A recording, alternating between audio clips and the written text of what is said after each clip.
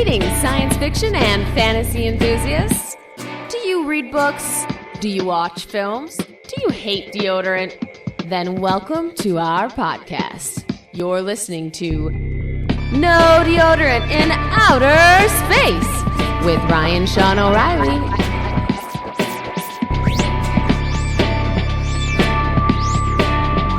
Now, let's get started. Fear, the doctor said, is the relinquishment of logic, the willing relinquishing of reasonable patterns. We yield to it or we fight it, but we cannot meet it halfway. Good morning, good evening, good afternoon, and welcome to another haunting edition of No Deodorant in Outer Space. My name is Ryan Sean O'Reilly, and I'll be taking you on another return to the haunted house as we do the second part of our episode on Shirley Jackson's The Haunting of Hill House and discuss the film versions. Returning on this episode, once again, is Amanda Andros. Hello. Hello, Amanda. How are you? And Laura Valle. Hello. Am I pronouncing your last name correctly? It's Valle. Valle. I mean, it's Italian, so I'm sure. Valle. Yes, thank you. Like Frankie Valle. I've been to Italy. I should be able to pronounce it. Oh, bellissimo. So, all right. We introduced everyone last time. We've been on previous episodes, and we were on the book version of this, so we don't have to do that. But I will say again that when we're recording this, we're recording this when the new Netflix series, which is coming out in 2018, is not yet released. But it will be released by the time that this episode airs. So we're planning on reconvening our little podcast later and reflecting on the, I guess, third version of this book that's going to come out and reflect on that. I may just tag that on or make it as like a little separate side episode. I'll figure that out later. Could I interject maybe? Yeah. If you mentioned a possible other film about Shirley Jackson and her relationship with Stanley, but that we don't know if that's when that's in the works or when that's coming. I want to say that's coming out soon, but I'd have to look. It would be cool to do a show on that. I'm willing to look at that. Yeah. And there's another thing that I also kind of want to look at is, which we can get, I'm going to mention later, is that Stephen King wanted to make a film version of this.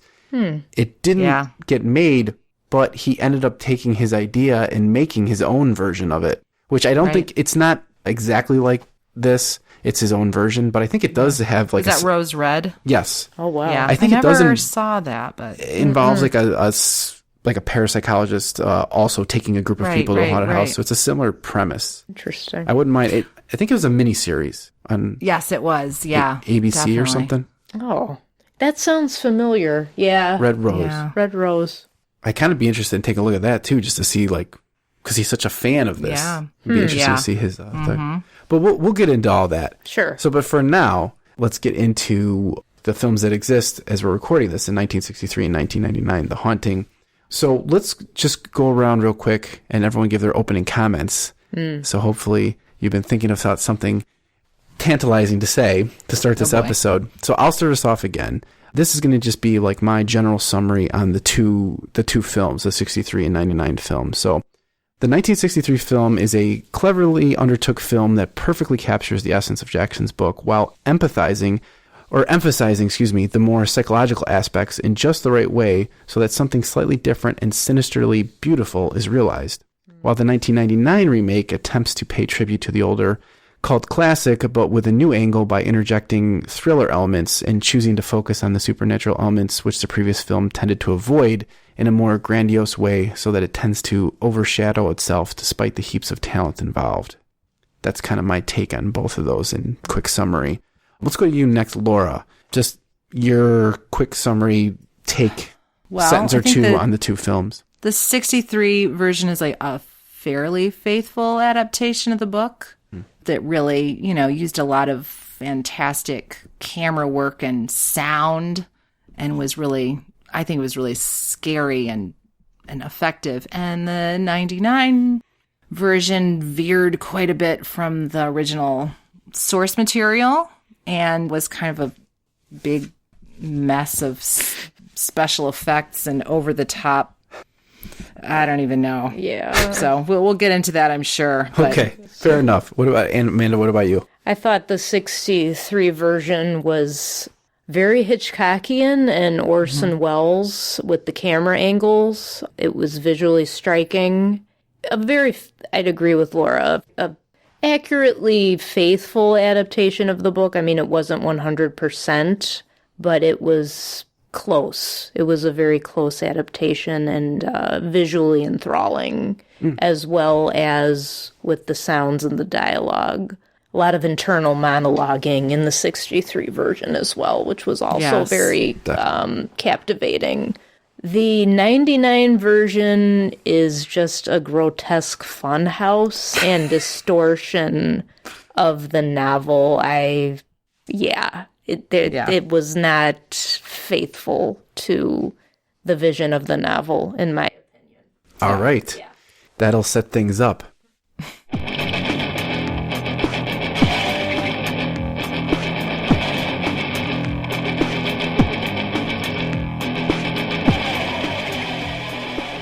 So the first movie, which came out in '63, was directed by Robert Wise. This director was born September 10th, 1914. He died September 14th, 2005. Wise is a director you know by his work, if not outright by name, though you probably should, as he's worked on what are universally considered some of the greatest movies of all time, and he's worked with or gave stars to a few of the best in the industry. His career was long, prolific, and wildly lauded. Wise was respected by studios for his reputation of being a hard worker capable of getting projects done in time and under budget, but he was also respected by more stylish directors who pointed out that there was an artistic style to his choice of subject matter and his abilities to complete things. Not only that, but many of his films were praised by both critics and the public, which was reflected in his box office sales. Gosh darn it, the guy could really get it done. His reputation and talent allowed him to work in many genres during his lengthy career, which included noir, Western, war, musical, drama, science fiction, and horror. So who is this guy? He was born in Indiana. He was the son of a meat packer. His family struggled during the Depression, which later affected his ability to finish college, where he was pursuing a degree in journalism after having written on the high school newspaper, worked on the yearbook and the poetry club. So he ends up having to drop out of school.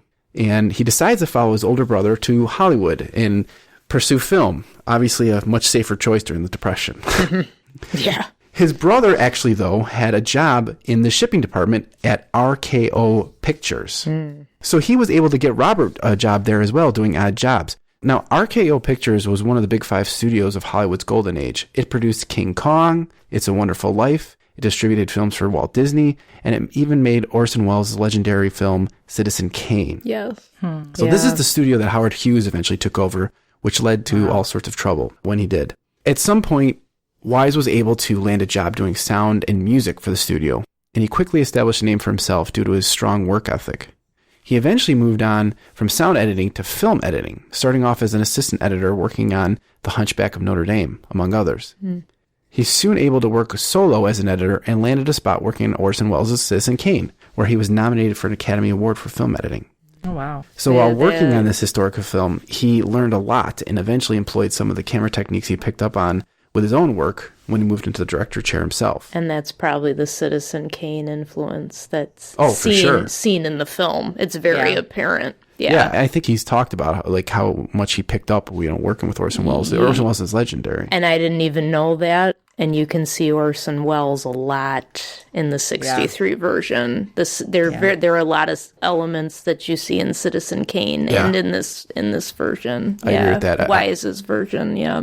I've only seen Citizen Kane, I think, once, a long time ago. It's a beautiful film. I agree with that because there's a lot of aspects of this film that are beautifully shot. Yes. So his career takes off. His first official directing job was in 1944 when he was asked to replace the original director of a unique horror sequel called The Curse of the Cat People, which had fallen behind schedule. So they bring Wise in because they know he can get stuff done, and this other director was just not getting things done, and so they kind of put him in just to finish it. The storyline of this feature focused more on psychological aspects rather than supernatural. It was about an only child and her imaginary friend. So that kind of reminds me a little bit of The Haunting as well, which, focused, more on psychological than supernatural necessarily. After this, he filmed The Body Snatcher, which starred Frankenstein's Boris Karloff and Dracula's Bela Lugosi. Wise later said this film was his personal favorite. He never limited himself to any one genre, as I said before, and took on various subjects such as noir in the film Born to Kill, or the Western Blood on the Moon, which starred Robert Mitchum. He also did a couple boxing films, The Setup and Somebody Up There Likes Me, which starred Paul Newman, who replaced James Dean after he died, who was at the original casting. He also did a 1955 version of Homer's The Iliad called Helen of Troy. And he was no stranger to science fiction. And in this realm, he made the thriller The Day the Earth Stood Still, which was very popular. In 1951, he did an adaptation of Michael Crichton's book, The Andromeda Strain. And in 1971, he did the very first Star Trek movie. Wow. Star Trek, the motion picture. Yeah. Which was an attempt... excuse me, I'm sorry, I'm getting those dates wrong. The Day the Earth Stood Still was 51, and Crichton's Andromeda Strain was 71, and Star Trek came out in 79. I was going to say Crichton would be later. So, yeah. But this was an attempt to revive the franchise on the big screen after it was canceled. It was a box office success, but I don't think it's like necessarily one of the more popular Star Trek films. I think the later ones that came afterward were more popular. He was not afraid to do more controversial pieces, such as anti-war films in like The Sand Pebbles, which starred Steve McQueen in 1966, and an earlier biopiece that was like anti-capital punishment called I Want to Live. That was done in 1959. All that said, he's probably most known for having directed two of the most famous musical screen adaptations of all time. West Side Story, which came out in 1961 and won 10 out of 11 Academy Award nominations. And then in 1965, he worked on The Sound of Music. Oh, wow. Which he actually did as a personal favor to the studio. It's a dichotomy, those two, the total opposites. The Sound of Music he did just like while he was waiting around to do The Sand Pebbles. It's wild, yeah. He didn't want to do it? Or what was it that he didn't want to do? I think The Sound of Music. I think he was waiting around. And the studio was like, you better do it. Yeah. Or... Well, there's also the story about the actor. Oh. That was reluctant. Oh, yeah. Yeah. But that's either Russ Tamblyn. Yeah, that was for the horror, the haunting, Yeah, that was for the haunting. These musicals, though, were major hits in every way, and his career is considered to have peaked shortly after that with The Sand Pebbles. But he went on to continue directing and eventually became more active supporting the film industry with a stint as president of the Directors Guild. He had a seat on the advisory board of the National Student Film Institute, president of the Academy of Motion Pictures of Arts and Sciences, Big deal. And a seat on the board of trustees for the American Film Institute. And he had various other positions. He also supported the American Civil Liberties Union and various other charitable causes. Wise died of heart failure 4 days before his 91st birthday, so he lived a long life. Yeah. It seemed to me that he basically continued to work in film pretty much as long as he could, in one way or another. But in 1963, between his two major musical hits and at the peak of his creativity, he managed to squeeze in the first adaptation of Shirley Jackson's popular novel, The Haunting of Hill House. It's a film that Martin Scorsese placed on his list of 11 scariest horror films of all time, and supposedly Steven Spielberg also considered it one of his quote-unquote seminal films of his youth. Wise personally considered this one of his most favorite filmmaking experiences, and ranked it among his top 10 or 12 films. So that is Robert Wise. I don't know if there's anything else that you guys knew about him. No. Or wanted to add? No. So it was interesting doing this podcast because I realized like I'm familiar with this guy's work, but I didn't know who he was. You know? Yeah. Yeah. He's like this kind of like journeyman director, but yet he had these major hits and he was just like, he could always be counted on to get stuff done. I mean, that's the president of the motion picture arts and science. Like that's... Yeah. Well, the Oscars, I mean, that's like this huge, and you never knew. Yeah. Never knew, yeah.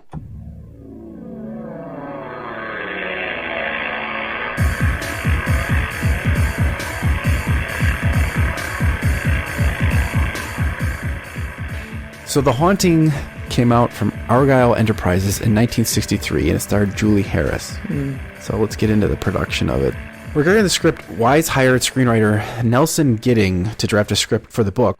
He did this after he saw a Time magazine review of it. He was just very impressed with the book, and he brought it to Gidding and had him do a script of it after I think he purchased the rights for it. Gidding had worked with him previously on the movie I Want to Live, and would work with him again on Andromeda Strain. Sorry, the wine's kicking in. That's okay. Work began while Wise was finishing West Side Story, and Wise was consulted throughout the writing process. But at some point, they both traveled to Bennington, Vermont to actually meet with Shirley Jackson. Oh, wow. The original version of the script focused more on the psychological aspects than the novel and sort of reworked the narrative to be more about a nervous breakdown of the protagonist who's sort of imagining the goings-on of Hill House while undergoing shock treatments from her doctor. Oh, wow.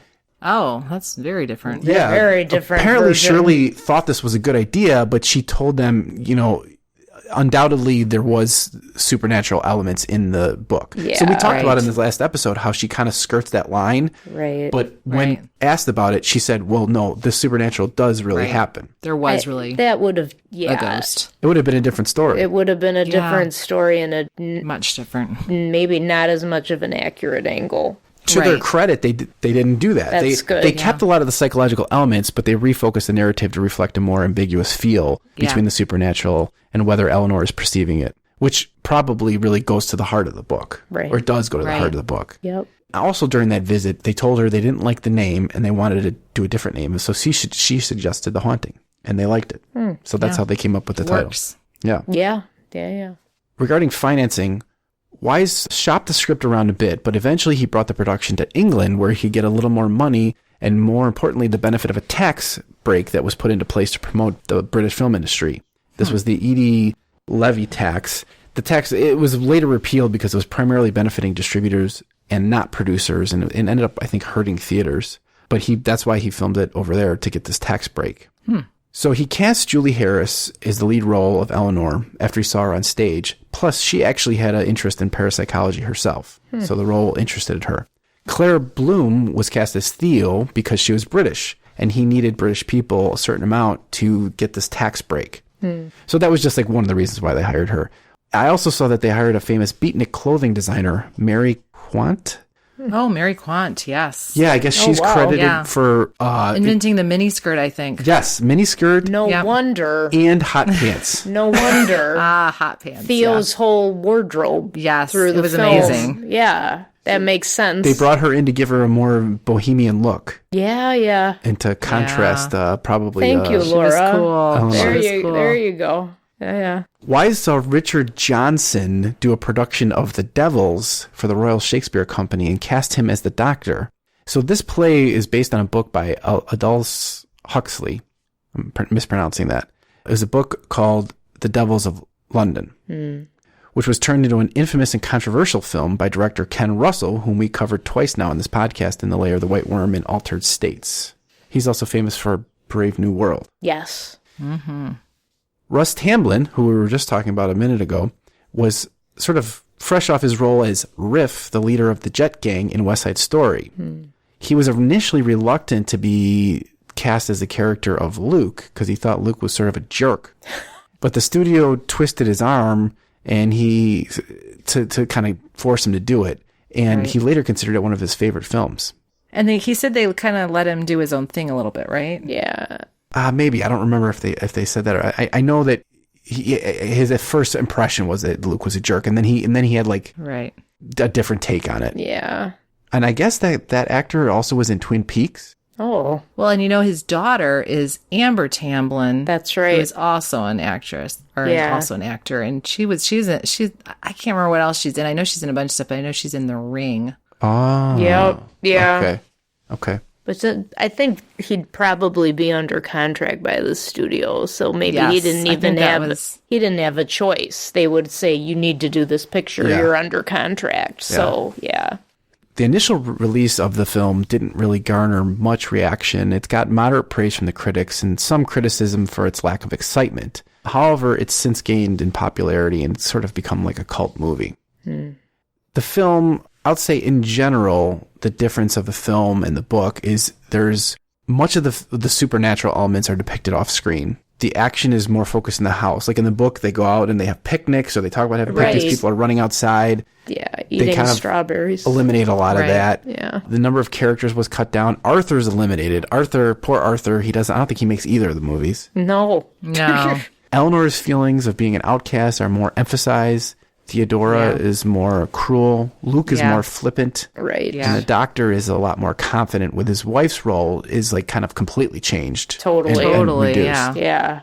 And also I felt like Eleanor seems to have feelings for the Doctor. She does. I was going to say the dynamic's different because that dynamic almost between her and Theo in the book where she's sort of very close to her and kind of, you know, that's they don't really portray that in the movie at all, but she's now getting super bonded to the doctor and possibly romantically interested in him. Yep. In the book, I think, Amanda, you were saying he's more of like a grandfatherly role, right? That's what I'd say, yeah. There's a softer edge to their relationship. And yet, right. nothing happens overtly. No. And there is a hint of Theo's lesbianism when they're on the bed together and Eleanor's questioning her about living with her roommate or something like that. And I forget, Theo makes some kind of comment where she's just kind of like, oh yeah, something like that. Yeah. And it's like hinted at that she's a lesbian, but not explicitly said. But then there's another scene where they're huddled together in a blanket, and it's there's no lesbian. It's completely innocent. It's like a sisterly kind of. They're banding together, so you get that element too of their relationship. Yeah. Well, I believe the actress who played Theo said that, or one of the actresses said that the censors wouldn't let them do anything more. Oh, yeah. Like the American Catholic League would have censored it in the States. Yeah, they would have said no, for sure. Let's talk about the set design. The film's black and white, which Wise actually preferred. Yeah. However, he felt he couldn't get the sinister look he was going for with the regular lighting techniques. So him and his cinematographer decided to use infrared film, which brought out more of the striations of the stone in the mansion. And actually, in one of his positions as the president of one of the film industries, it allowed him to take a tour of Ted Turner's coloration facilities, because in 1990, Ted Turner was starting to colorize old black and white motion pictures for modern audiences to be shown on his cable networks. When Wise found this out, he didn't want it to happen, and he stopped it by pointing out to Turner that his contract required the picture to be in black and white. So it was interesting. It wasn't colorized. Not happening. Good. That would have been a mistake. Terrible. Yeah. I mean, Amanda, you were talking about the Orson Welles Citizen Kane aspect. I mean, that's what I think about when I see, like, there was at the beginning of the film, they show reenactments of what happens in the house, I think, right? Right. And there's this one scene where, like, someone falls down the stairs, and then you see, like, the woman on the ground dead still, and there's just this amazing depth of photography where you see her head in the forefront looking at the camera, vacant and dead, and then you see like the rest of the house in the background, and it was just very stark in contrast, and like it reminds me of Citizen Kane. It's a jarring image. It is. It's because it's artistic. It's film that if you put it in a still, if you took a still photo of it, it could be mounted on a wall. It's artwork. So you get that element. When you see Citizen Kane, you could freeze a frame, take a picture of it, and it could be a masterpiece. That sort of film. Yeah. It's more... This has that it has feel. this feeling. It does. Yeah. And the black and white definitely contributes to that. Yes. And probably his experience with noir and stuff all contributed to that. And actually working on Citizen Kane.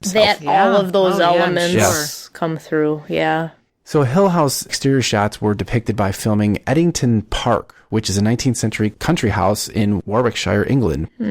Though it has earlier origins and it's owned by the family of Evelyn Shirley, which there's no relation or anything, I don't think, but it was chosen supposedly after Wise approached the Society of British Haunted Houses for a list of locations, and they picked this one. Awesome. Some of the cast and crew were housed there, and they said it was creepy.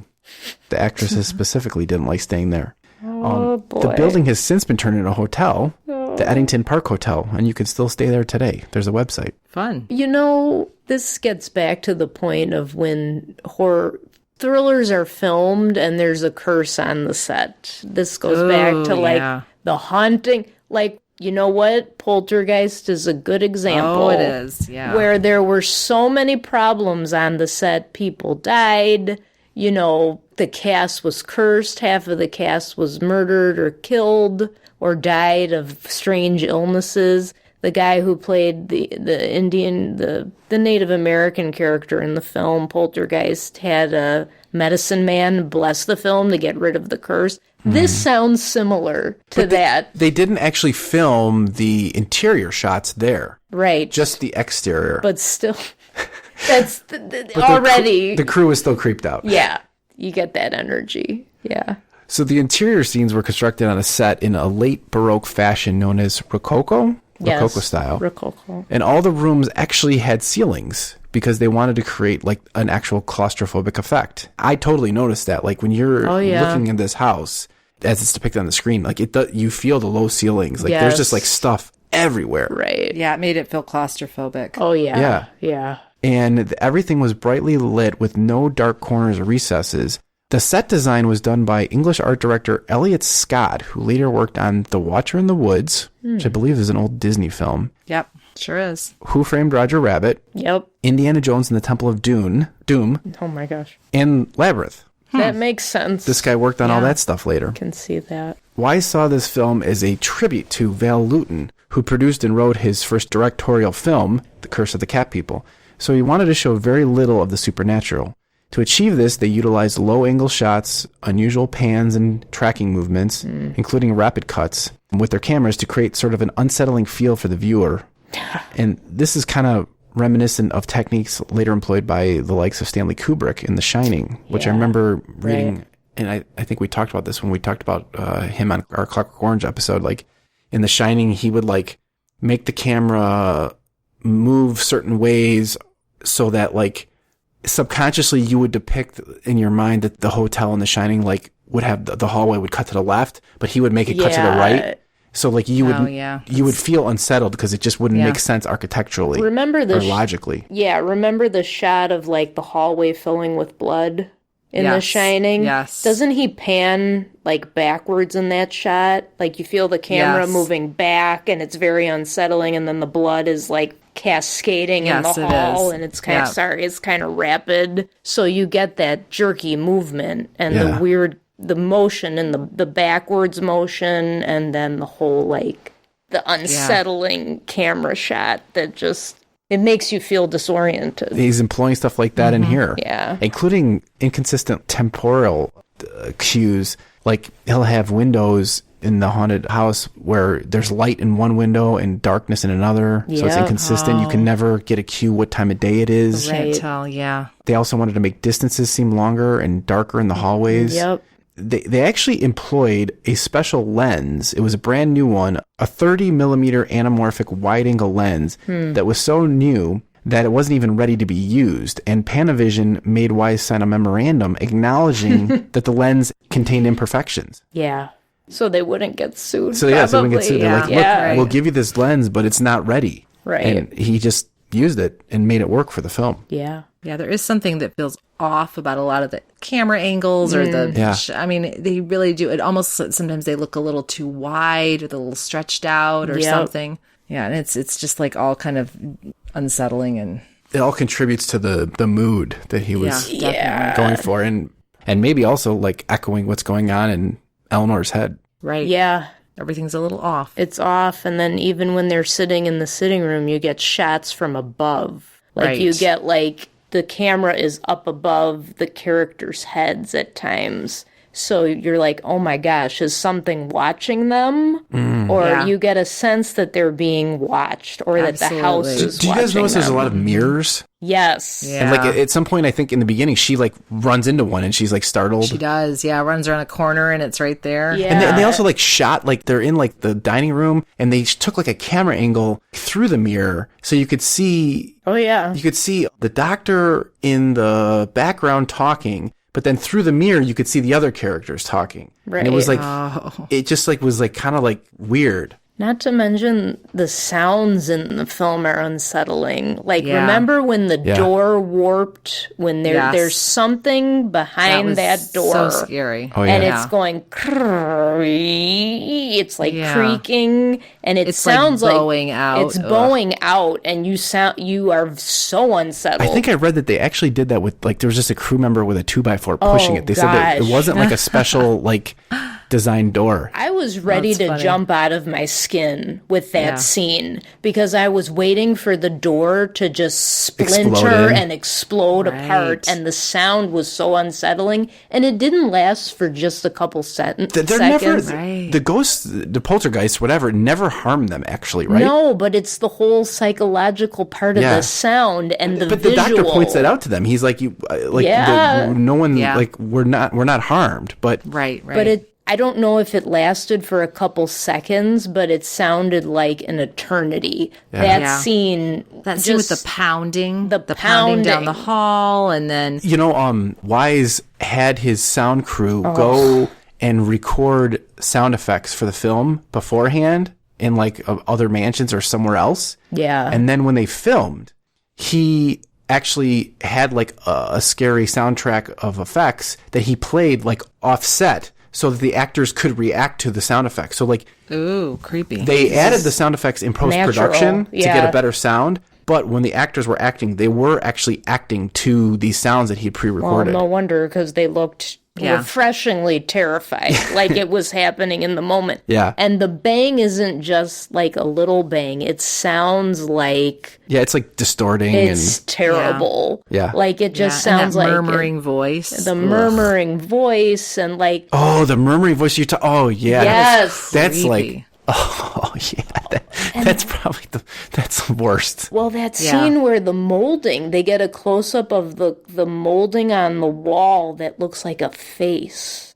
Do you remember Yeah. that scene? Yes. The Yes. eyes are blacked out. That was so creepy. And there's a mouth, and she's like, Because they had all that Baroque stuff in the walls that was sort of Yeah. sculptural and everything, but there was that one spot, where they were kind of dark, was like kind a of in face. shadow, and it was absolutely a face. That was so creepy. And there were so Yeah. many moments with the sounds and those little things where I think if someone else had made the movie or we'll talk about the remake, but certainly in the remake, they took those things and then they blew them up into big visible ghosts popping out and cheap jump scares. Yeah. But this never went to that, which was almost creepier because you kept bracing for something. And it wasn't coming, but it was. And you just didn't know what was waiting. going to happen. Yeah. I saw on IMDb that regarding the set design, the walls of Eleanor's bedroom supposedly had floral designs and white plaster tiles, and one that's like rigid and somewhat restrained. And then the walls of Theo's bedroom were covered in a wallpaper with leaves that's more like bohemian and like a hidden wilderness. The doctor's wallpaper was an alternating design of twisting leaves on one panel and vases on another, sort of trying to reflect his like scientific mindset. Interesting. So I guess they went to like that that extent to like, subconsciously portray these characters through the wallpaper of their rooms. Right. Another element, which I guess, that's the thing with books. Books are really good about showing characters' thoughts. It's something that I think they can do better, than movies, as authors will point out. And I guess the easy way for movies to try to get around this is just to have an inner monologue. And they do that in this film. You get Eleanor's thoughts. Yeah. Right. They're constantly voiced. You get insight into what's going on in her head by hearing her talk and like with like a kind of like an echoey reverb effect or something like that. But it's almost wistful the way she's talking. It's kind of sing-songy in some parts. Yeah. She has like a little girl's voice, which makes it even creepier. You kind of notice like a childlike voice to her, which I don't know if anyone else noticed that, but I heard that in her voice. I think I probably just felt like it fit with the book because she goes all over the place with her thoughts in the book, right? She like sometimes she's like, like one of the gang and fitting in. Other times she wants to bash Theo's head in. Right. Yeah. See, I thought her character seemed a little more, what I thought was the one big difference was that in the book, I thought she seemed a little bit more happy and hopeful and together in the beginning, and then it kind of fell apart. But she seemed more fragile through the whole movie, and almost more like kind of pathetic and desperate. You know what I mean? Well, doesn't it start with in the apartment with her sister and the brother-in-law and that was It's so a terrible awful scene. and it starts with like just arguing. Like I feel like the argument in the book is less intense, Yeah. or less desperate, maybe. Mm-hmm. It's like she's arguing with her sister in the book about who's going to use the car, but it's more just like kind of like unbelievable how they're treating her. Right. She's not arguing back as much. Yeah, but in the film, she's like more desperate and more. Yeah. She's pleading, but she is desperate. She really wants the car. And then there's that weird... First of all, the music in the back of the scene is very obnoxious in that scene. It's like carousel, like a music box carousel. Right. The little niece is playing it. And she's going, na, na, na. She's like mimicking and making weird noises. The little girl's such a brat. Oh, yeah. You just want to smack her. You just want to smack the brat and like the obnoxious carousel music, and they're doing it on purpose. And you can clearly see that Eleanor's agitated. She's like, it's getting on her last nerve. Yeah, she's at wit's end. She's at the end. Yeah, she's very edgy in that scene. Yeah. And throughout, like Laura's saying, throughout the movie, it seems like she's constantly nervous about something and desperately nervous. Yeah. I also read that Wise, he did various things to try to enhance the performance of the actors, but like one of the things was he'd encourage them to step over each other's lines to like heighten the conflict. Yep. You know, and the unsettling feel.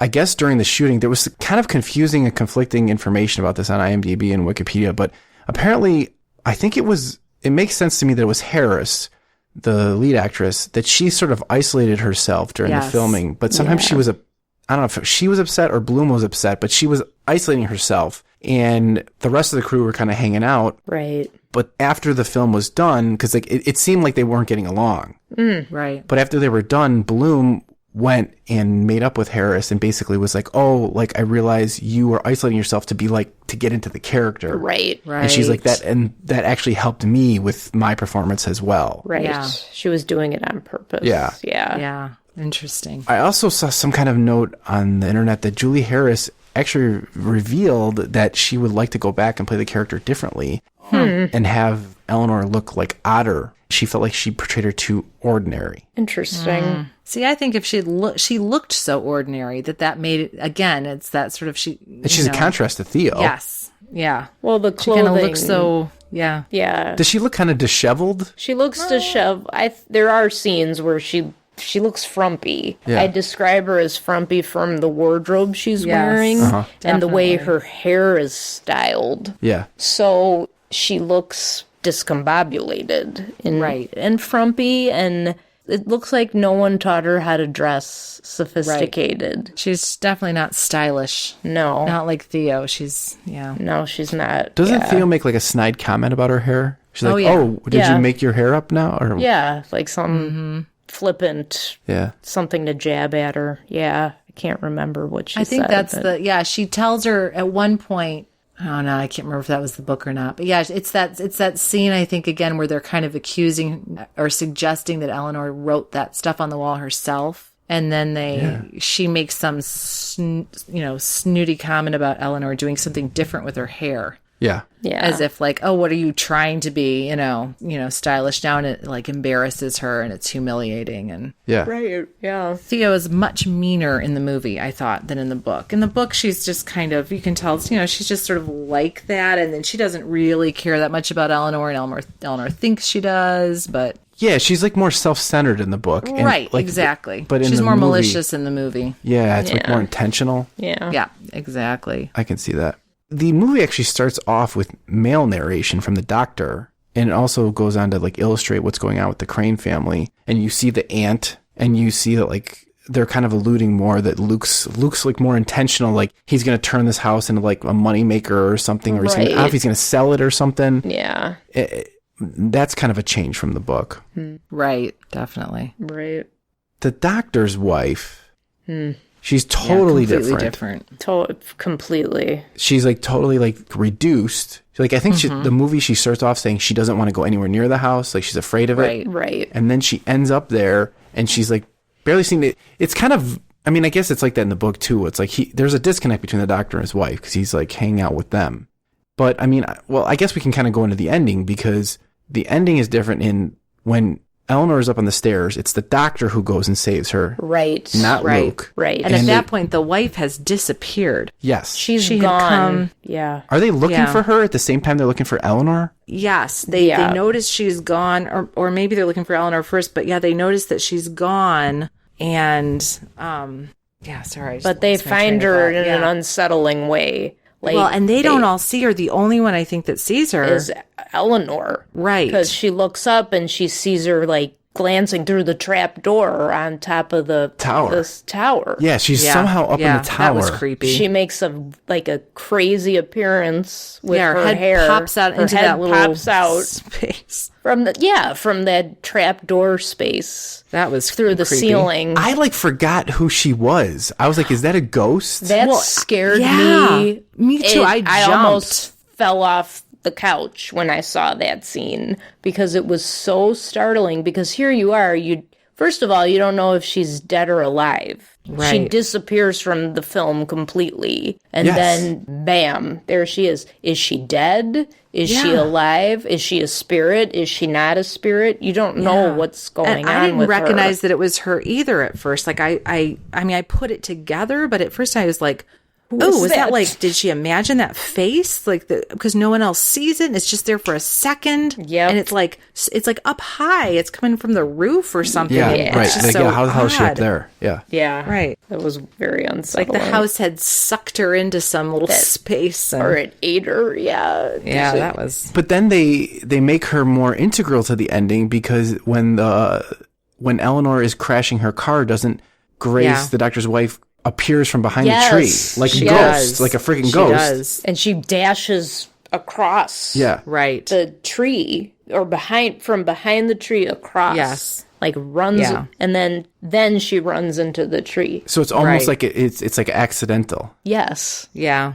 And then the doctor's wife is kind of like acting like she doesn't know where she's like all out of sorts. She doesn't know like Yeah. how she got out there Right. and all that. So then it's like, did the house kind of like take her over and cause her to be up in the roof and then behind the, she didn't remember even being outside and Like a puppet. Yeah, the house used her as yes, a like puppet. a puppet. Like Ugh, a that's creepy. demonic possessed puppet. Oh, that's But they so make creepy. Eleanor's they make Eleanor's death almost less intentional by having the doctor's wife cause it. Exactly. But they also double down on the supernatural experience because they make the doctor's wife Like a ghost. like Right. possessed. Possessed and like a ghost. Mm-hmm. Like an apparition. So they kind but- of I guess that's how they succeeded with keeping to the spirit of the book because they Right. introduced this like it's ambiguous. they again. changed the ending, but they Yeah. still kept the ambiguity. Right. Yeah. You don't know. You still don't know is she Right. dead? Is she alive? But then she's alive at the end. It's yeah. Well, and it did seem like she had lost, like the wife had lost time because she was all Yeah. disoriented and, Right. didn't remember what had happened. And Which so is what was happening to Eleanor in the book, I felt. right. So it did seem like the house had somehow kind of, taken her and then doesn't Theo say something like, well, I guess Eleanor's home or something Yeah, something. creepy Yeah. like that. Ugh. Yeah. Eleanor. And then I couldn't believe that they're sending Eleanor home at night. Yeah, Again. it's like all of a sudden it's like she had just been up and at now, but they remember they were going to send Luke with That's her right. though, and then he got out to That's get right. something or something, and she took Yeah, off. So that's they were true. going to send her with an escort, That's true. although she was driving. So Yeah, she was. He was she was just already in gonna the go with driver's her. seat. She was right, Yeah. It's very. It's a great movie. It's a it great. is a great movie. Yeah. Yeah. All right. Well, so we get into the second movie? Yes. Yes. Let's. It's It was painful. hard to watch. I mean, you got. What do you have?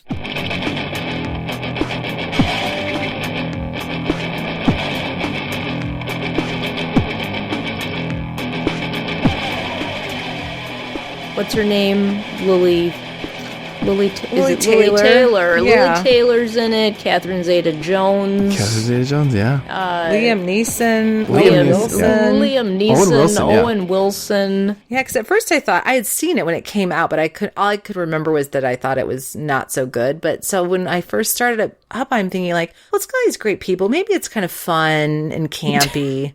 Like, oh, Owen Wilson. And then it's just like, oh my God. Yeah. I have so many You issues thought with it, I don't even know. The cast seemed like a winner. You had a Right. lot of talented Yeah. people. I mean, Lily Taylor's a great actress, and She so is. is Catherine Zeta-Jones, and I mean, effort Owen was put into Wilson. this. Effort was Yeah. put into the casting, but Yep. And Yeah. everything. Okay, we're not going to, yeah. The director is Jean de Bont. It's French. He's actually Dutch, I think. Oh, sorry. That sounded French. Yeah, it's Jan. Dawn, maybe. Oh, that's different. Yeah. John de Bont. Yeah. So I'm mispronouncing his name horribly, but he was born October 22nd, 1943, and he's still alive. He is a Dutch director. He actually worked he's worked with Paul Verhoeven, who we've covered on this podcast before for Total Recall and Starship Troopers. Yep. And Yeah. Paul Verhoeven is the guy who made RoboCop, I believe. So he worked with Verhoeven on Turkish Delight, which starred Rutger Hauer, who was in Blade Runner, Yes. and The Fourth Man, which established him as a stylish cinematographer. In 1981, I watched this film of this lecture he gave to this film school, and he talks about this. It's also on his Wikipedia page. Yeah. But this is amazing. In 1981, he's making a film called Roar, which starred Melanie Griffith. Oh, boy. So there's like wild animals on this film. And at some point, they're doing some kind of scene with lions. Oh, my God. And he's in this pit with his camera because he's a cinematographer at this point. These lions are all running in one direction, and one of them turns around, I believe, and runs back towards him. And it actually bites his head and like scalps him. What? Yeah. And he talks about like standing up and like trying to, I think, scare the lion away by making himself seem bigger, but he can't see what's going on because like his scalp is like hanging in front of his eyes. Oh my God. He needed like 236 stitches. Oh, man. So this guy's a trooper. Yeah, well, yeah. Following this, But it wasn't the smartest to get in a pit of lions and film. Well, he was, the pit was where he was supposed to be hiding from the lions. Oh, God. Well, anytime you use lions, I mean, come on. Well, it was 1981. We were a much more lion-friendly country back then. That didn't happen in Lady Hawk, but whatever. It's okay. With Rutger Hauer, but that's okay. So following this, he worked on the movie Cujo. Oh, great. Oh, boy. Based on Stephen King's book. animals. Continuing the bloodshed. Yeah. But most notably, he was the director of photography for Die Hard in 1988. So that, whoa, yeah. He mentioned coordinating like aerial scenes with multiple walkie-talkies and hidden lighting and like just real technical feat camera-wise. Yeah. I liked him when I listened to his interviews. He doesn't like when everything's too perfect. He always tries to find tension in the shot that he's filming. Yeah. He likes to create a good atmosphere for the actors, especially now, like when they do like 365-degree views. He was used to working on smaller sets when he worked on European films, so he prefers like smaller crews and stuff like that. He also worked as a cinematographer on The Hunt for Red October. Okay. He tells some interesting anecdotes about dealing with the union when he was doing that, because I think he was required to have like assistants with him, but like the sets were so small and cramped because maybe they're filming in the submarines or whatever. Sure. That he couldn't have someone physically with him, and then the union was getting pissed or whatever. Oh my God. Oh boy. There were some legal troubles. They worked it all out, but he started directing in 1994 with the movie Speed. See, okay. So I just, but the problem is that I don't see, and this is terrible for me to say, but I'm going to say it. Uh-oh. I don't. Everyone brace themselves. It's not going to be like bloodshed, but I just don't, from Speed to this film, I do not see any connection whatsoever. I feel like I don't see any elements. Did you like Speed? I love Speed. Huh. Speed I enjoyed. It was suspenseful. Yeah. The camera shots were great. The storyline was great. You were sitting at the edge of the seat throughout that whole movie. It was a big success. It was a fun one. It was a fun one, and there was suspense in the movie. You did not know what was going to happen. Yeah. And actually, Twister, too, right? Yeah. Twister was the other one. He worked on Twister as well. And you didn't know what was going to happen in that one either. But here, unfortunately, what differs from... all over the place. It was all over the place. And it was, at least in Speed and Twister, there was a continuity to the sequence of the scenes. Right. In this film, you felt disjointed. You didn't see that thread in this film. That's all I'm saying. Right. About that. Yeah, those were kind of like fun, effective action movies. Yep. With linear storylines. The story and they added so much unnecessary plot to this. It was just bizarre. Well, the story that I saw was that I think at some point Stephen King talked about wanting to make a film version of this, and he was collaborating with Steven Spielberg to do it. Right, which would have been amazing. Spielberg wanted to go more in a thriller way, and King wanted to go more in a horror way, and they ended up parting ways. Right. Well, they should have kept him on the staff. They should have kept him on the film. But Spielberg, I think he was impressed with how Speed turned out. Yeah. I think Spielberg produced Twister, which was based on a Michael Crichton screenplay, at least initially. And then maybe that's how he got involved with this director. And Wes Craven, too, was like supposedly connected with a remake of The Haunting. Yeah, that didn't pan around out. This era, right? Which also could have been So I think people were wanting to do a more thriller version of it. But so Spielberg had the rights to do The Haunting. And I believe that this director had the rights to do Minority Report, which is a Philip K. Dick book. Right. And Tom Cruise wanted to do Minority Report. So Spielberg and him switched movies because he wanted to do The Haunting. So that's how he ended up with it. The Haunting was actually a commercial success, but it was widely criticized, and it was nominated for 5 Razzie Awards. Well, yeah. God, it was bad. Yeah. It was bad. Yeah.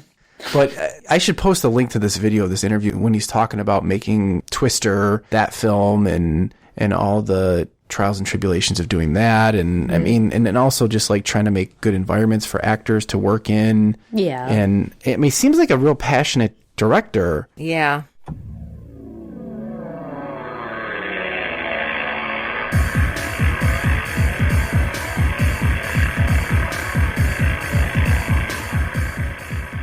You can kind of see how they tried to take it in a new direction and everything, but they took everything that was effective and scary and like kind of chilling about the book and the original movie, and they just completely dropped all those elements, all that sort of like, is it psychological? Is it supernatural? It was completely supernatural. They totally changed the character of Eleanor from this fragile she had been taking care of her mother, but she didn't have that same fragility. She never seemed like she was coming apart. There was never any of that. She was she kind of knew herself through the whole thing. And then that whole weird storyline with the dead children was just like, that was over the top. Completely out of left field. And you saw the dead children. Yeah. There was no imagination. No. You did not. Well, what about the house? The house itself is like huge and cavernous. Right. It's like an amusement park. It's like an amusement. Well, it's cool. I'm like, what is this though? With the amusement park. Yeah. That was ridiculous. I'm like, I don't remember this. Over the top. Yeah. Well, it's like they were trying to make it a creepy amusement park, but they did the opposite of what the other film was, which was like a tight claustrophobic feel. Right. Because I remember looking at like one of the scenes when they're walking in like the foyer, and it's like this gigantic room with the stairway to nowhere. Gigantic. Yeah. And I'm like, this is the opposite of the 63 film. Well, and then the take on the children working in the mill in this film, like, weren't the kids the mill hands? Yes. And then he killed them. He was murdering them so their ghosts would have to stay in his house. It's much more of a mystery she uncovers. And then the little girl who you see through the walls, and she's like, save us, Eleanor, help us. You hear that voice through the whole like film, like the faces on the bedpost, like, please leave a little to the imagination. They left nothing to the imagination in this film. There was no little hint of a ghost or, I saw something out of the corner of my eye, or any of that. Was just like, here's the ghost. It's going to be in your face. It's coming from the sheet. And you can see all its facial features. It was coming up, and it's through the sheet. And it's like, what is this? And then at one point, she almost becomes impregnated with the ghost. Oh. There's one scene where the ghost comes into her body, the little girl,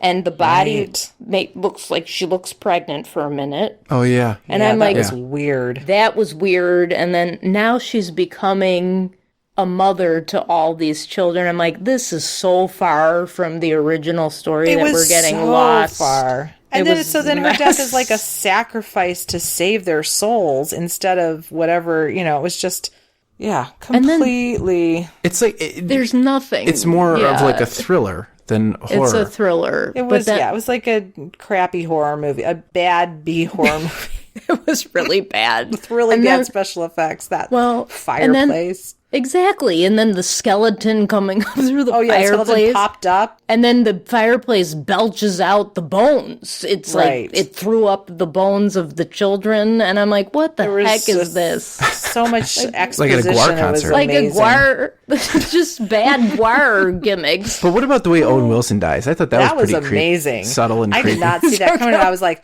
oh my God. I was surprised that he got killed. This shocking. Yeah, decapitated by the fireplace. Yeah. And then that was like a giant like lion head or something. It was so abrupt. It was very abrupt. And she's like, watch out. And then all of a sudden he's decapitated.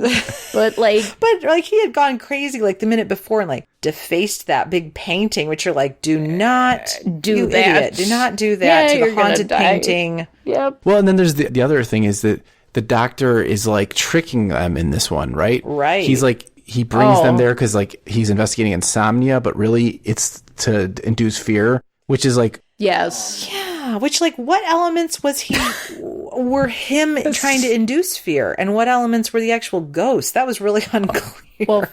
Well, I thought that those assistants were going to come back. They never did, right? Okay, that was weird they just too. Disappeared. I was like, why were they there? Why were they there? Right. And also, what was the point of them? What was the scene in the beginning where like he's in his lab and there's all these like the TV screens with the people, and I'm like, well, I think that was just trying to set up his backstory of like the fact that he's like tricking everyone. Like he's like, right. It was too much because in the book he's not tricking everyone, right? He's like, well, I can't remember in the book Does he tell them before they arrive at the house? He doesn't give them the legend of the house, right? But he does tell them they're there for an experiment on supernatural, right? Yes. They know that they're going to like a haunted house, I thought. I think so. Yeah. I just thought it was too much background with that scene. It was taking away from the plot of the story. Yeah. It was just too much fluff. Well, it made it more like terrible. like a quest to defeat the bad guy. And then they wrapped it all up all neatly where she ascends up and like all the little ghosts float up with her, and you're like, come on. But she dies at the end, right? She dies.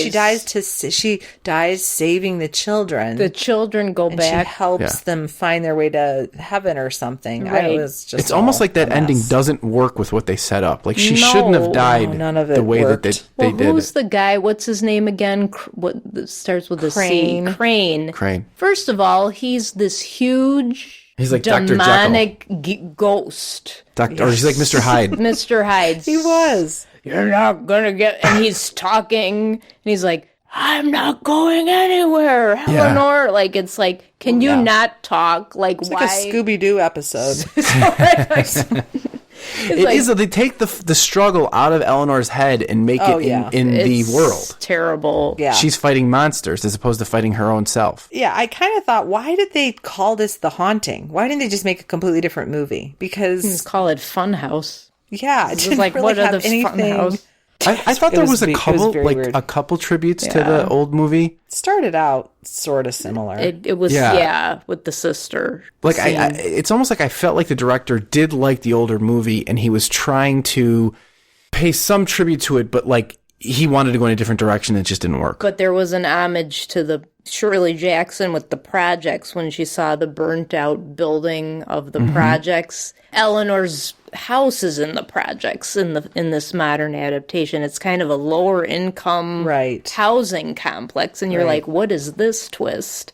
And then I heard the biography, and I'm like, oh, that's interesting. Maybe that's a reference to what started the entire story. There's also a mention of barbiturates by someone. Uh-huh. That's true. Which she took. Yeah. I did there was one thing I noticed, that Mr. Dudley is more three-dimensional in this film. He's more philosophical. Bruce Dern. That was amazing. Which they cast as the wise bard of Mr. Dudley. But he says this quote. I want to read this quote from the modern version. What is it about fences? Sometimes the other people see a lot more chain and feel a lot more comfortable. What do you think of this, Mr. Dudley? So I'm like, okay, this was never part of Mr. Dudley's character, but it's Bruce Dern saying anything, I feel like, is going to always come off as how wise and philosophical of Mr. Dudley, because he's not so bad after all. He's actually making you think, what's this? There's a chain here for this reason. Why do you want to come into this house? Right. But in a poetic kind of way. But he's still kind of creepy. He's creepy. But then he's putting prose to the creepiness. He's, he's like, I'm throwing out some verse about why you shouldn't be here. Like, chains should be separating the horror. So that part was interesting to me. I think that was the only part I liked of the film. The rest of it was awful. Bruce Dern. That was about it. Yes. Yeah. That was a highlight. That was a highlight of the entire film. The rest just a mess. Was a mess. Yeah. I'm sorry. Yeah. It's so sad because it's such a great piece of literature. And then you get this terrible, even in the preface of the novel, the lady who wrote the beginning, her name is, this is Laura Miller. And she even makes reference in the introduction of the novel in saying, please skip the 1999 version. She does not like the 1999 version. Oh, I forgot to read this. Yeah, she says the it intro, right in there? She says it right in here, and I should have highlighted it, but I didn't. But she says skip the 1999 version. Oh my gosh. Here it is. Here's this here. Robert Wise's fine 1963 film version of the novel The Haunting, skip the awful 1999 remake, transfers Eleanor's affections to a glamorized Dr. Montague, a shrewd choice. So she's saying, forget the 99 version, you know. Oh, yeah. It is pretty much just deplorable. Trash. Yeah. Trash is right. Unfortunately. Yeah. So hopefully the TV series will be good. I hope so, too. Yeah. I hope so, too. Laura, were you telling me that, or did I read that they're going to focus more on I heard it's getting good, and I don't know, it's just like the buzz on the internet. It's not like someone just got 100% on Rotten Tomatoes already, and I don't know what that's from. If critics have gotten to see it already, or something. Cool, yeah. I think I saw that. The trailer looks promising. Oh, good. It's different though. It's not a exact remake because it's like a family that goes. Yeah, and they're focusing more on the kids, like the kids being mistreated. Oh, right. Gosh. I think I saw something about that. And I saw that the kid who played Elliot in E.T. Yes. is going to have a role. Henry Thomas. Oh, great. Yeah. Interesting. I don't know. Is he playing Mr. Dudley? That'll be interesting. If he's playing Arthur. Arthur. They brought back Arthur. Finally, Arthur's going to get his due on the screen. I don't understand the take on the mistreatment of the children. I don't know what they're going to do in this version, but I'm like, that kind of irks me because I'm like, why are you talking about the mistreatment of children when it wasn't even in the original piece? Yeah. It just doesn't make sense. Well, it's in the novel. I mean, he's got that creepy book that you were talking about. Right, with the child that is psychological, the girl, right? They just don't go into more depth than that. Yeah, but you don't hear of multiple children. How many children died in the novel? Yeah, you know what I mean? We don't know. But there's... Wait, did they even say any children died, or did they just talk about the sister? Was that book for the sisters? I think so, yes. But there's I think the one wife had a bunch of babies that died in stillborn or something, or miscarriages or something, and they allude to that, but... Right. But there's never any mill children the mill children thing is a complete invention of that movie. Yeah. I just like the later movie is just like, I mean, you got this director who's coming from doing Speed, Die Hard, like thrillers like that. Right. And so he almost like brought that thriller element to this. He did, yeah. And tried to bring in a new direction. And he's like, maybe he thought, we have these effects now. We can do all this stuff. We're gonna really make this happen and make the supernatural stuff that we couldn't do in the 60s. We're going to make it happen now. And it got too far away from what the book is. It didn't work, about. You're right. Yeah. It did get too far away. It was too elaborate. It took away from the plot of the story. See, the 1963 version leaves you with less of an explanation, which was closer to Shirley Jackson's. It's creepier, and it's closer to Shirley Jackson's version of her psychological and the occult, leaving more to the imagination. Was she really going crazy? Was it, a fabrication of the house? And you don't have that. We don't know. Right. It's ambiguous, as you said. Yeah. There was nothing about the 99 version that was ambiguous whatsoever. No, God, no. They were hitting you over the head with every single suggestion. Yeah, because she's got like a battle royale at the end with the... Yeah, he made it into more of an action-packed... Yeah. I don't know. Defeating the Dark Lord. Can't win them all. Well, let me ask you guys this. So, the original concept for the 1963 film that the scriptwriter wanted to do, which like setting Eleanor in like an insane asylum and this all going on in her head, right? What would you think of that version versus the 1999 version? What if they would have done that angle in 63? You know, it would have been better. Yeah. Than the 99 version for sure. Because then it would have really been all in her head. Yes. Right. It would have taken the supernatural element out. Which wasn't part of... I wouldn't have loved that. No.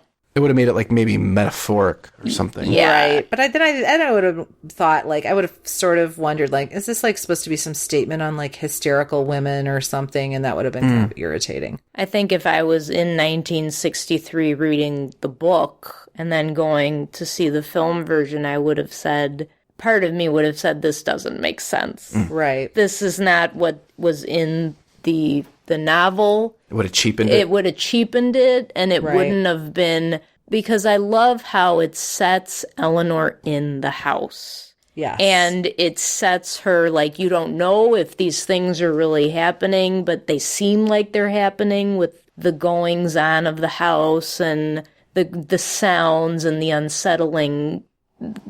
camera shots of the house. Right. And then the whole accident at the end and the message on the wall and everything like that. It's more thrilling and it's more scary. Yeah, then the absolutely. shock treatment, if you would have had her in a mental hospital with the shock treatment, you would have been like, I know she's imagining all of this. Right. And it would, right. like you said, Ryan, it would have cheapened the story, in my opinion. It would be like, oh, it was all just a dream. Yeah. Yeah. Oh, yeah. I hate that. Yeah. That's annoying, too. Yeah. It's a cop-out. Yep. But yet, like in the 1999 version, they go the other way, and it's definitely not a dream. No, but... Right. They take the psychological aspect out. Yeah, yeah. Yeah, all exactly. ghosts. That really just shows you how right Shirley Jackson got it. Oh, She yeah. did. She nailed it. Yeah. She did. Yeah. And Robert Wise. They both He did, yeah. They both did. Because yeah. it's not often that you get movies that really capture the spirit of the book. And, he didn't copy it word for word. No. They took some liberties. What I like, though, is he talked to her. He went to her house, and he discussed all these angles. And Shirley Jackson, you were saying, even liked his original idea. But he thought about it more as a director and the artist that he was, and made a film version that, you're right, it's not word for word, it's an adaptation, but it's a darn good adaptation and not everyone can do adaptation. Adaptation is very hard to do in a play or in a film. But especially this kind of book, because so much of it takes place in her head. Right. Like, she's, so much of it is her inner thoughts.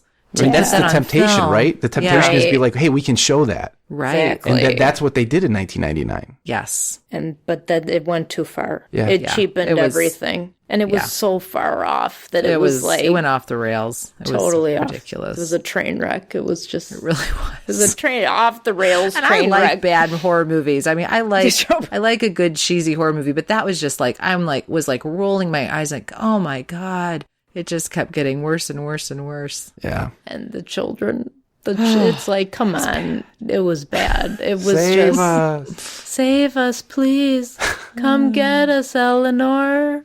Like, okay, turn it off. It's over. Yeah, It was bad. And Catherine Zeta-Jones, usually she's great, and I don't know, she was just, in this performance, I think her lines were just kind of, both of the female leads, their lines could have been so much better. The writing They were just could have kind been of caricatures too. They didn't have a lot of depth. I don't think writing. I don't think the actress. I don't think Lily Taylor and Catherine Zeta-Jones were bad in the film. I just think, like Laura said, it's bad writing. It's a bad script. Yeah, it was. So it was a bad script. Yep. Yeah.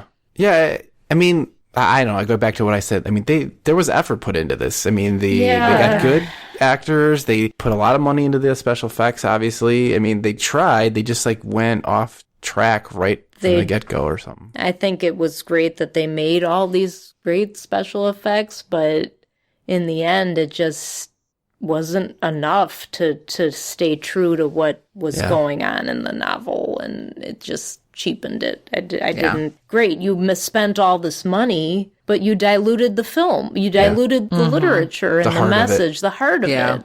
Yeah. They missed. It was like they missed the point, which was the beautiful dance of the psychological and the supernatural. Right. You destroyed that dance. There's nothing left of that. Yeah. Nope. Stick to tornadoes. Stick to the bus speeding down. You can go over the top with We're going to explode if tornado we stop and a this speeding bus. Yeah. Stick with the bus. The LA municipal bus. Stay with it. Sandra Bullock. Well, all right. Why don't we give our star ratings and final comments, or further final comments on both of the movies, and then, we can reconvene later to discuss the Netflix attempts. Yep.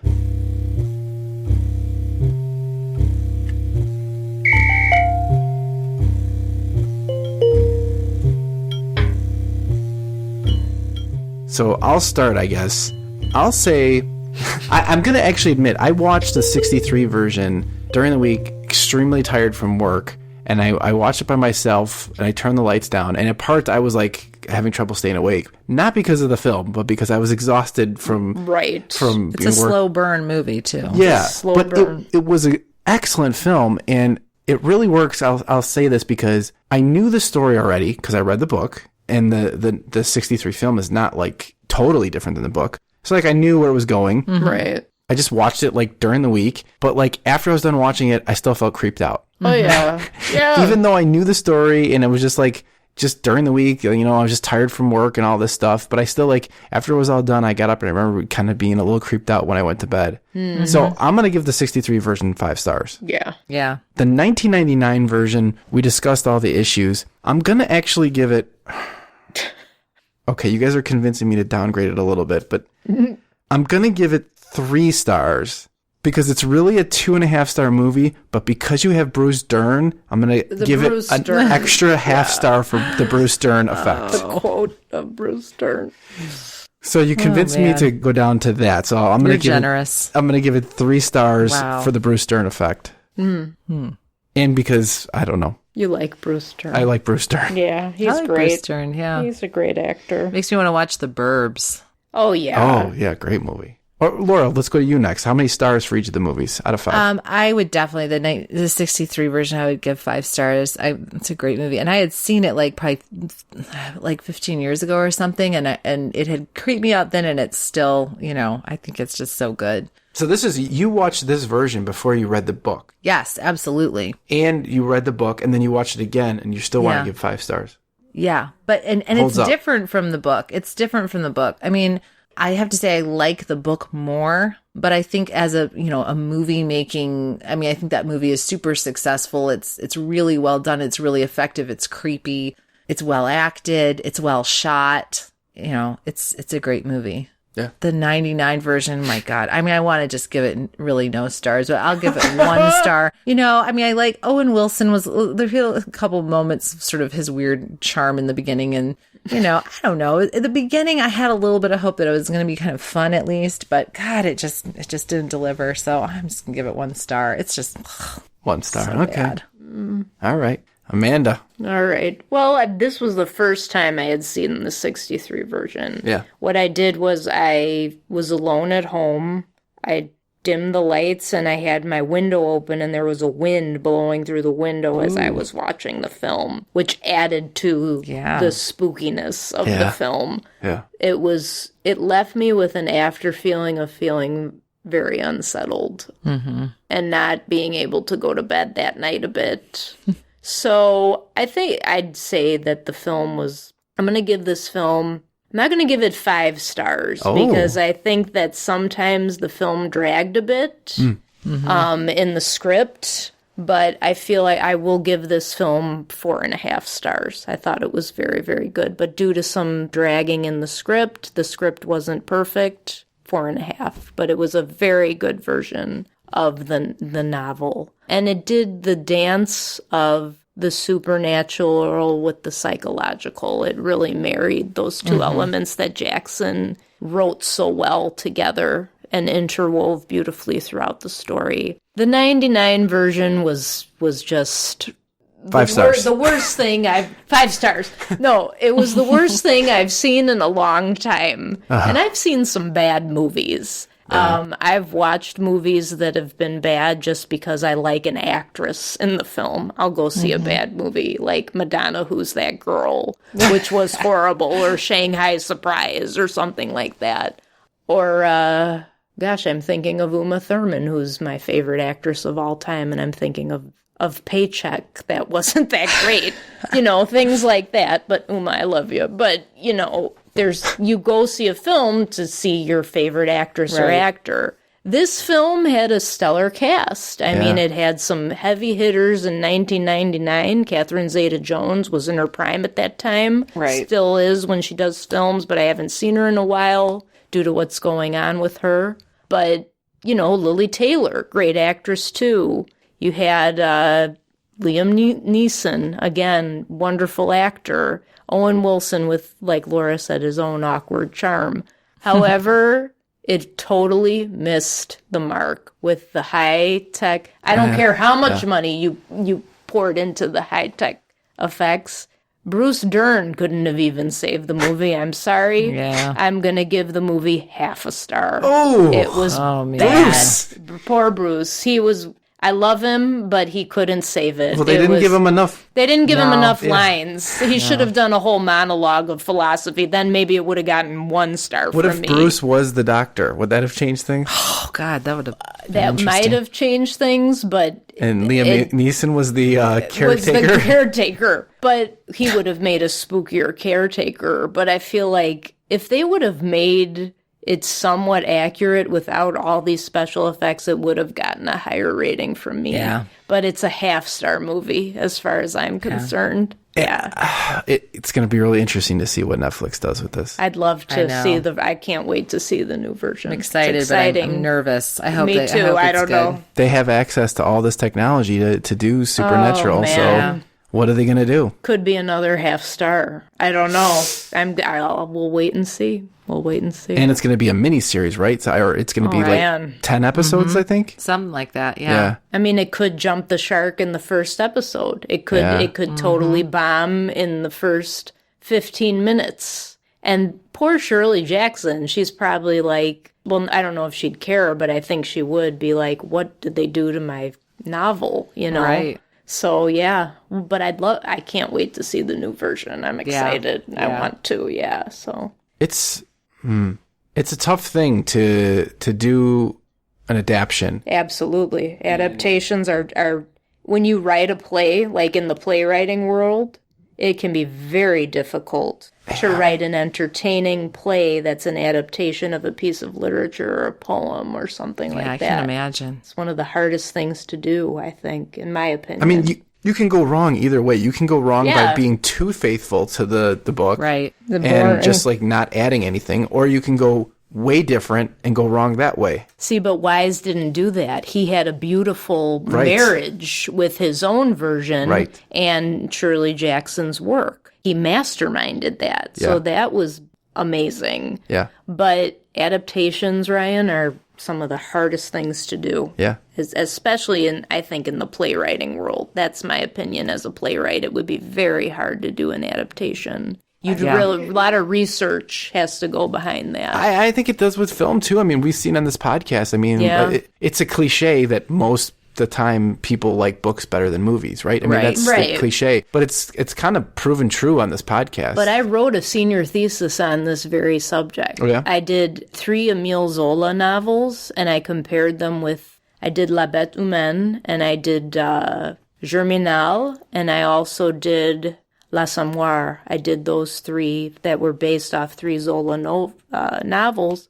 And all of the French film adaptations were very close to the novels. And they did a good job of translating the novel to the film. They were very accurate portrayals. But the French have a way of, it's the auteur, the director who's also the style. he or she has a personal style. But this director is considered. Is he an auteur though? I don't think so. he is. He's not. He's not. But the auteur directors still respect him. Robert Wise is interesting because he's not super stylish like that. Like Stanley Kubrick or something. Right.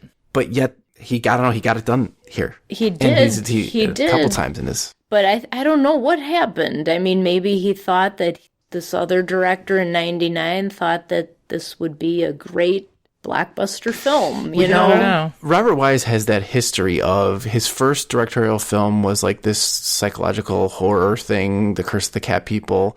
Yeah. He worked on Citizen Kane. He did the Body Snatcher with Lugosi and whatever. Mm-hmm. So I don't know if like when he did this, he just like maybe he just remembered his earlier stuff. Could be. And just kind of like called back to some of that in a way that the newer director couldn't, because the newer director was kind of more just reaching back to like, I mean, I don't know all the stuff he's done, but he did Die Hard and stuff like that. Well, sure. He put his own mark on what he thought was his style and put it in the film, but the elements just didn't come together. Maybe Robert Wise's maybe he had a more diverse background, so he was able to bring that. But he worked with Orson Welles. Yeah, don't forget that Orson Welles is one of the most pivotal American directors, I think, of cinema. Of course. You know, and he's an auteur. Yeah. You definitely see his signature in all his films.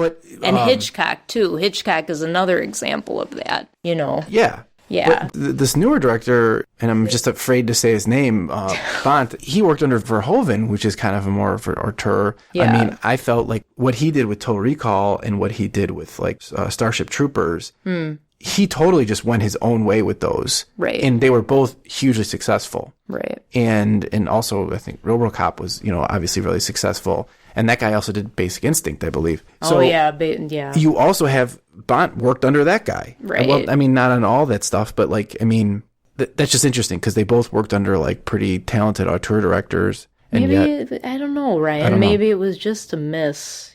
Sometimes you just, as a director or any artist, you have a miss. And, for sure. And that could have happened. I don't know. Yeah. Yeah. All right. Well, I guess that's it for now. So stay tuned. I'll either be doing a second release for the recap on the Netflix episode, or I'll tack it on to the end of this one. But in the meantime, I will invite everyone to visit our website at www.nodeodorant.com. Please subscribe to our podcasts. Please rate it and write reviews. We're on Apple Podcasts, Stitcher Radio, TuneIn Radio, YouTube, Google Play. Pretty much all the places you can find podcasts, you can find this podcast. Yeah, that's it. So until next time, we'll say good night. Yes. Good night, everyone. Good night, everyone. All right. For more information on the topics discussed in this episode, or to read our show notes and find us on social media, visit nodeodorant.com. For more information on Ryan Sean O'Reilly and his various works of fiction, visit ryanseanoreilly.com. The theme music for this podcast was written by John Doyle from the band I Decline. You can visit him at i-decline.com. Voiceover for this podcast was provided by me, Margaret O'Reilly. Well, that concludes our episode. We hope you've learned a lot. Again, thanks for listening to our show. And always remember, there is no deodorant in outer space.